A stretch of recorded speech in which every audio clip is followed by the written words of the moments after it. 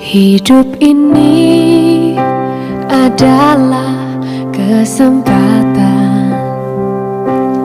Hidup ini untuk melayani Tuhan.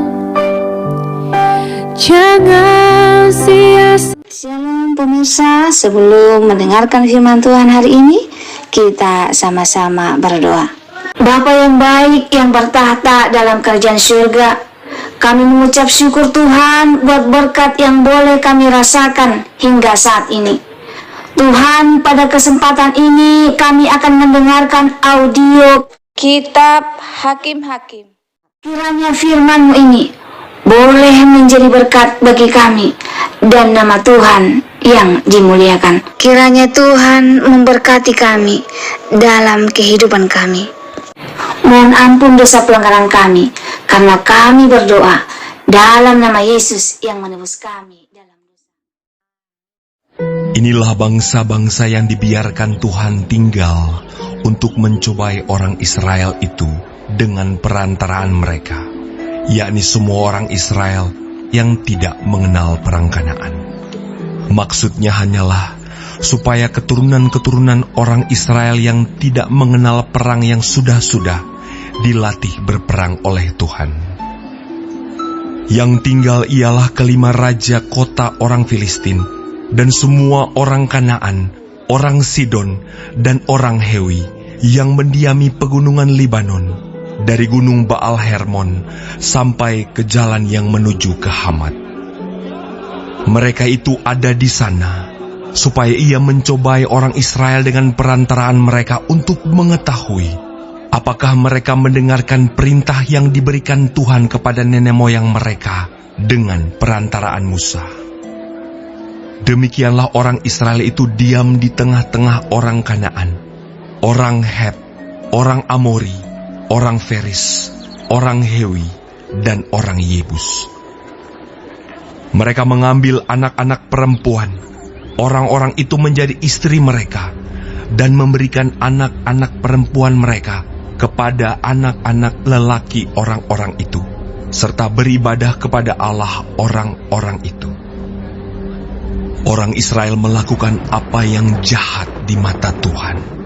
Mereka melupakan Tuhan Allah mereka dan beribadah kepada para Baal dan para Asyera. Lalu bangkitlah murka Tuhan terhadap orang Israel, sehingga ia menjual mereka kepada Kushan Rishyataim, raja Aram Mesopotamia, dan orang Israel menjadi takluk kepada Kushan Rishyataim 8 tahun lamanya. Lalu berserulah orang Israel kepada Tuhan, maka Tuhan membangkitkan seorang penyelamat bagi orang Israel, yakni Otniel, anak Kenas, adik Kaleb. Roh Tuhan menghinggapi dia, dan ia menghakimi orang Israel. Ia maju berperang, lalu Tuhan menyerahkan Kushan Rishyataim, raja Aram, ke dalam tangannya, sehingga ia mengalahkan Kushan Rishyataim. Lalu amanlah negeri itu 40 tahun lamanya. Kemudian matilah Otniel, anak Kenas. Tetapi orang Israel melakukan pula apa yang jahat di mata Tuhan.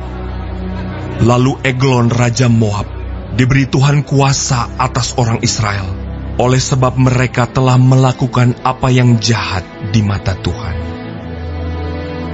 Raja ini mengajak Bani Amon dan Bani Amalek menjadi sekutunya. Lalu majulah ia dan memukul orang Israel kalah. Kota pohon korma diduduki mereka. 18 tahun lamanya orang Israel menjadi takluk kepada Eglon, raja Moab. Lalu orang Israel berseru kepada Tuhan, maka Tuhan membangkitkan bagi mereka seorang penyelamat, yakni Ehud, anak Gera, orang Benyamin, seorang yang kidal. Dengan perantaraannya, orang Israel biasa mengirimkan upeti kepada Eglon, raja Moab.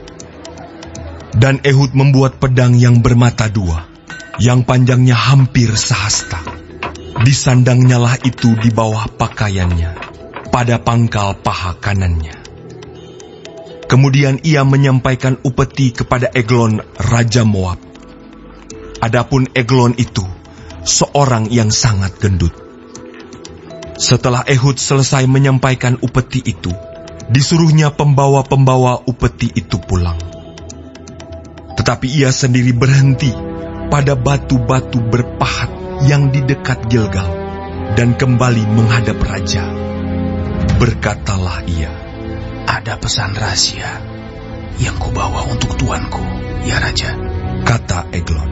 "Diamlah dahulu." Maka semua orang yang berdiri di depannya itu pergi keluar. Lalu Ehud masuk mendapatkan dia, sedang ia duduk sendirian di kamar atas, di rumah peranginannya. Berkatalah Ehud, "Ada firman Allah yang kubawa untuk tuanku." Lalu bangunlah ia berdiri dari tempat duduknya. Kemudian Ehud mengulurkan tangan kirinya, dihunusnya pedang itu dari pangkal paha kanannya, dan ditikamkannya ke perut raja. Sehingga hulunya beserta mata pedang itu masuk.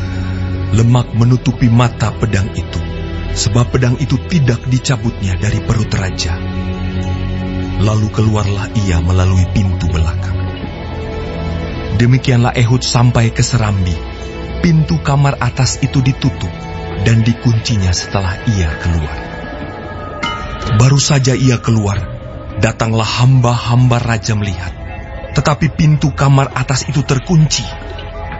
Lalu berkatalah mereka, "Tentulah ia membuang air di kamar rumah peranginan itu." Lalu mereka menunggu-nunggu sampai menjadi bingung. Tetapi raja tidak membuka pintu kamar atas itu. Kemudian mereka mengambil kunci, membuka pintu. Maka tampaklah tuan mereka mati tergeletak di lantai. Sedang mereka berlambat-lambat, Ehud meloloskan diri. Ia lewat dari batu-batu berpahat dan meloloskan diri ke arah Seir. Setelah ia sampai ke sana, ditiupnyalah sangkakala di pegunungan Efraim. Lalu turunlah orang Israel bersama-sama dengan dia dari pegunungan itu, dan ia sendiri di depan. Berkatalah ia kepada mereka, "Ikutlah aku, sebab Tuhan telah menyerahkan musuhmu, orang-orang Moab itu, ke dalam tanganmu." Maka turunlah mereka mengikuti dia. Lalu mereka merebut tempat penyeberangan sungai Yordan ke Moab, dan tidak seorang pun dibiarkan mereka menyeberang. Pada waktu itu, mereka menewaskan kira-kira 10.000 orang dari Moab. Semuanya orang yang tegap dan tangkas.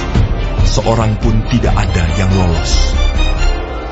Demikianlah pada hari itu, Moab ditundukkan oleh Israel.